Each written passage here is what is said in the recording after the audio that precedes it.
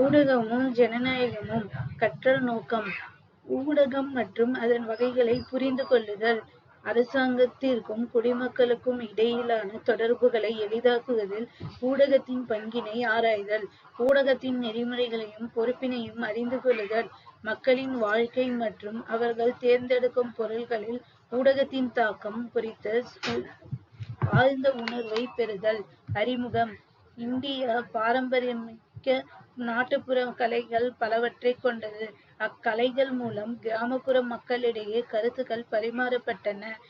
ஹரிகதைகள் மற்றும் கூத்து போன்ற கலைகளின் மூலம் சமய கதைகள் மக்களிடம் கொண்டு செல்லப்பட்டன. இவை அந்த காலத்தில் சமய ஊடகங்களாக செயல்பட்டன. இச்சமய ஊடகங்கள் இசை, நடனம், சொற்பொழிவு, கதை சொல்லல், பொம்மலாட்டம் போன்றவற்றின் கூட்டுக்கலைகளாக இருந்தன. இவை மக்களிடையே நேரடியாக கருத்துக்களை கொண்டு சேர்த்தன. இதன் மூலம் சமூகத்திற்கு பயனுள்ள கருத்துக்கள் கூறப்பட்டன. இன்றைய நவீன ஊடக முறை என்பது சிறு மற்றும் குறு அளவிலான கூட்டங்கள், கருத்தரங்குகள், நாடகங்கள், பொதுக்கூட்டங்கள் மற்றும் கருத்து பட்டறைகளாக இருக்கின்றன. அச்சு ஊடகம் என்பது மக்களின் பல்கலைக்கழகமாக கருதப்படுகிறது. ஏனெனில் இது மக்களுக்கு தகவல்களை வழங்கக்கூடியதாகவும் கல்வியறிவு ஊட்டக்கூடியதாகவும் மற்றும் பொதுமக்களின் பாதுகாவலனாகவும் செயல்பட்டு வருகின்றது. இனி நாம் ஊடகத்தின் பங்களிப்பை பற்றி அறிந்து கொள்வோம். ஊடகம் விளக்கவுரை. ஒவ்வொரு தனிமனிதனும் ஊடகத்தின் வெளிப்பாடாகும். ஒரு நபர் மற்றும் நபர்களுடனும் நிறுவனங்களுடனும் ஊடகத்தின் மூலம் தொடர்பு கொள்கிறார். ஊடகம் என்பது ஒருவருக்கொருவர் தொடர்பு கொள்ளக்கூடிய சாதனமாகும். ஊடகம் என்பது அச்சு, ஒலி, ஒளி என அனைத்து வகை பரப்பு சாதனங்களையும் உள்ளடக்கியதே ஆகும். ஊடகமானது ஊடகம் என்ற ஆங்கில வார்த்தையின் பன்மையாகும். ஊடகம் தகவல்கள், செய்திகள், உணர்வுகள், கருத்துக்கள் மற்றும் எண்ணங்களை பகிர்ந்து கொள்ளக்கூடியதாகவும் இருக்கிறது. இது தகவல் தொடர்பு பின்வருமாறு வகைப்படுத்தலாம். தனிமனித தொடர்பு, வெகுஜன தொடர்பு. தனிமனித தொடர்பு என்றால் கடிதங்கள், தொலைபேசி, அலைபேசி, மின்னஞ்சல் மற்றும் தொலைநகல் ஆகியன தனிமனித தொடர்பு சாதனங்கள் ஆகும். இவை ஒரு நபர் மற்றும் நபரோடு தனியாகவோ குழுவாகவோ தொடர்பு கொள்வதற்கு பயன்படுகிறது. வெகுஜன தொடர்பு. செய்தித்தாள்கள், வானொலி, தொலைக்காட்சி ஆகியன வெகுஜன மக்களோடு தொடர்பு கொள்வதற்கு பயன்படுத்தப்படுகின்றன. எனவே இவை வெகுஜன ஊடகம் என்று அழைக்கப்படுகின்றன. அச்சு இயந்திரம் ஜோஹன்ஸ் குட்டன்பர்க் என்பவரால் 1453 கண்டுபிடிக்கப்பட்டது. ஊடகத்தின் வகைப்பாடு. குறுகிய தொடர்பு ஊடகம், தொலைத்தொடர்பு ஊடகம், அச்சு ஊடகம், இணைய ஊடகம், சமூக ஊடகம். குறுகிய தொடர்பு ஊடகம். கேபிள் தொலைக்காட்சி, நேரடி அஞ்சல், கருத்தரங்கு. தொலைத்தொடர்பு ஊடகம். திரைப்படங்கள், தொலைக்காட்சி, வானொலி. அச்சு ஊடகம். செய்தித்தாள்கள், இதழ்கள், பத்திரிகைகள், புத்தகங்கள், சுவரொட்டிகள், அறிக்கைகள். இணைய ஊடகம். கூகுள் இணையதளங்கள் மற்றும் வலைப்பதிவுகள். சமூக ஊடகம். கீச்சகம், முகநூல், புலனம், கட்செவி, அஞ்சல் மற்றும் படவரி. மக்களாட்சியின் 4வது தூண். சட்டமன்றம், நிர்வாகத்துறை, நீதித்துறை மற்றும் ஊடகம் ஜனநாயகத்தின் 4 தூண்களாக கருதப்படுகிறது. ஊடகம் மற்ற 3 துறை செயல்பாடுகளின் வெளிப்படைத்தன்மையை உறுதி செய்கிறது. இந்த 4வது தூண் நாட்டின் தொலைதூர பகுதிகளில் வாழும் அனைத்து மக்களும் நாட்டின் பிற பகுதிகளில் என்ன நடக்கிறது என்பதை அறிய உதவுகிறது. உண்மையில் ஒரு ஜனநாயக நாட்டில் ஊடகம் என்பது தகவல்கள் மற்றும் அறிவை வழங்கும் மிக முக்கிய சாதனமாக செயல்படுகிறது. ஊடகத்தின் முக்கியத்துவம். இவ்வுலகில் ஊடகம் மிகவும் சக்தி வாய்ந்த கூட்டமைப்பு ஆகும்.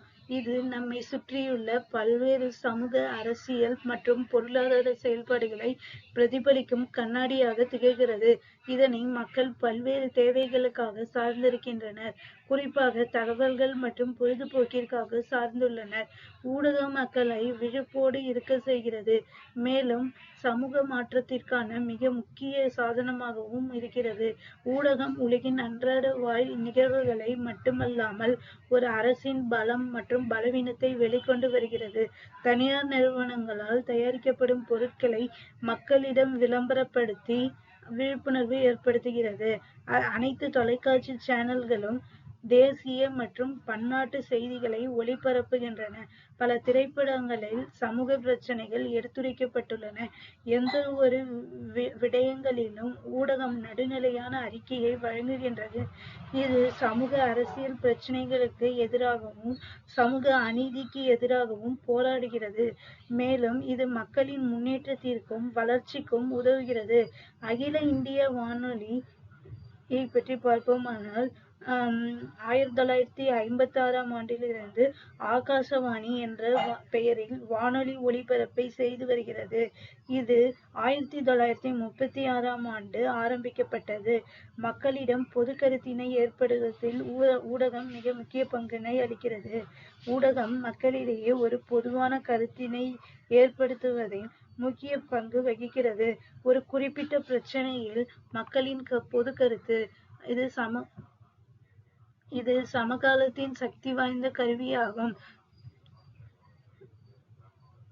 மக்களின் அன்றாட வாழ்க்கையின் ஒரு பகுதியாகவே மாறிவிட்டது. இது மக்களின் அன்றாட வாழ்க்கையில் நடைபெறும் நிகழ்வுகள் குறித்த பார்வை மற்றும் புரிதலில் பெருமைப்படுத்துவதில் முக்கிய பங்கு வகிக்கிறது. வெகுஜன ஊடகம் அன்றாட நிகழ்வுகளை பற்றி நேர்மையாகவும் நுட்பமாகவும் நடுநிலையாகவும் பெறுகின்றது. செய்தித்தாள்கள் அரசின் கொள்கைக்கு எதிராக மக்களின் உணர்வுகளை பிரதிபலிக்கும் சாதனமாக திகழ்கிறது. இவ்வாறு மக்களுக்கு சமூகத்தில் நடைபெறுகின்ற முக்கிய பிரச்சனைகளை பற்றிய கருத்துக்களை தெரிவிக்க அச்சு ஊடகங்களும் மின்னணு ஊடகங்களும் உதவுகின்றன. நெறிமுறை மற்றும் பொறுப்பு. நெறிமுறை என்பது வாழ்க்கையை வாழ தீர்மானிக்கும் மதிப்பீடுகளின் தொகுப்பாகும். எனவே இவை முறையான மற்றும் ஆரோக்கியமான வாழ்க்கைக்கு மிகவும் அவசியமாகும். ஊடக நெறிமுறை என்பது நல்ல நடத்தைக்குரிய கொள்கைகள் அடங்கிய தொகுப்பாகும். ஊடகம் என்பது அவற்றின் செயல்பாடுகள் மற்றும் எழுத்தின் மூலமும் பிரதிபலிக்க வேண்டும். எளிதில் உணர்வுகளை தூண்டக்கூடிய தேவையற்ற செய்திகளை தவிர்க்க வேண்டும். ஊடகங்களின் அடிப்படை நோக்கமானது நேர்மையான, துல்லியமான, நடுநிலையான, நாகரிகமான மற்றும் நல்ல மொழிநடையில் மக்கள் நலன் சார்ந்த தகவல்கள், செய்திகள், கருத்துக்கள் ஆகியவற்றை மக்களுக்கு வழங்குவதாகும். ஒரு அரசு சிறப்பாக செயல்படுவதற்கு விழிப்பான மற்றும் சுதந்திரமான ஊடகம் மிகவும் அவசியமாகும். இது மக்களுக்கு தேவையான தகவல்களை சேகரிப்பதற்கான உரிமையை பெற்றிருக்கிறது. அதே சமயம் எந்த விதத்திலும் மக்களின் உணர்வுகளை தூண்டும் விதத்தில் இருத்தல் கூடாது. நம்பகத்தன்மை தகவல்கள் மக்களிடம் வழங்குவதில் பொறுப்புடன் செயல்பட வேண்டும். ஜனநாயகத்தில் ஊடகத்தின் பங்கு. ஊடகமானது ஜனநாயகத்தின் முதுகெலும்பாகும்.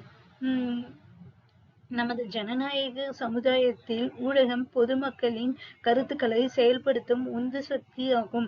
இது ஜனநாயகத்தின் மதிப்புகளை பலப்படுத்துகிறது. இது மக்களுக்கு அறிவையும் வலிமையையும் அளிக்கிறது. மேலும் வாக்காளர்களுக்கு விழிப்புணர்வையும் ஏற்படுத்துகிறது. அரசின் வெளிப்படைத்தன்மையும் அவற்றின் பொறுப்பினையும் உறுதி செய்கிறது. ஊடகம் அரசின் ஒவ்வொரு செயல்பாட்டினையும் மக்களிடம் எடுத்து சொல்கிறது.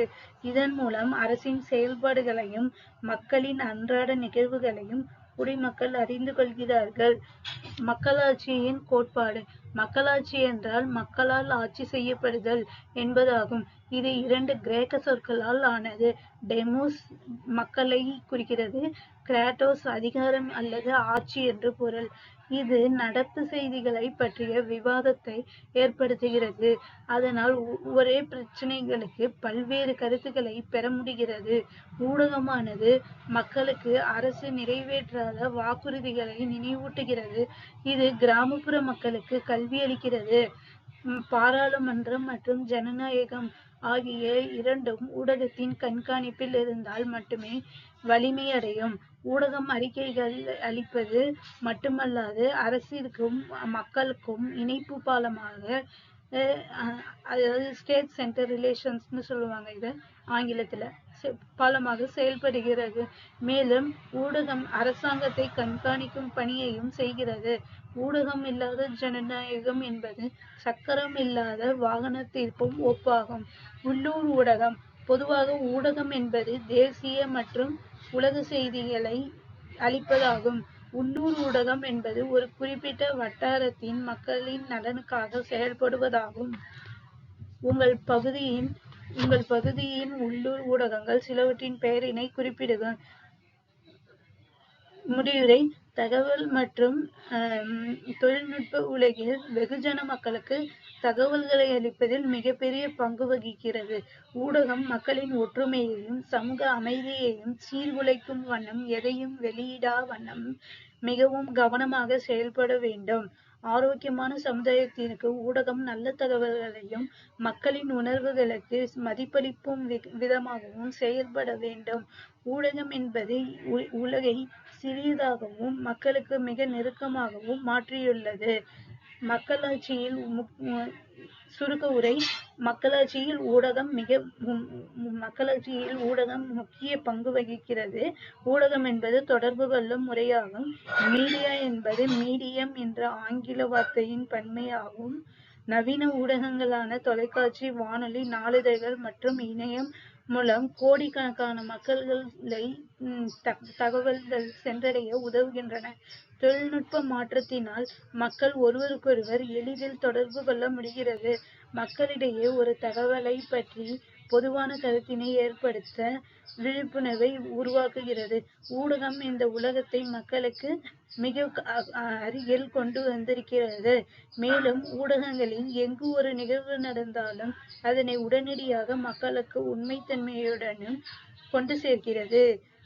சமீபத்தில் இருக்கும் ஊடகம் என்னவென்றால் Sun News, DD national news and news 18 Tamil Nadu, news 7 Tamil என்ற பல சேனல்கள் இருக்கின்றன. ஒளிபரப்பு. Transmit by radio or television. ஆட்சி அமைப்பு. System of government. சமகாலத்தில் பிரசன்ட் டே. நெறிமுறைகள். Moral principles. நடுநிலையான, இம்பார்ஷியல், உண்மையான, ஜெனியன், ஒரிஜினல்.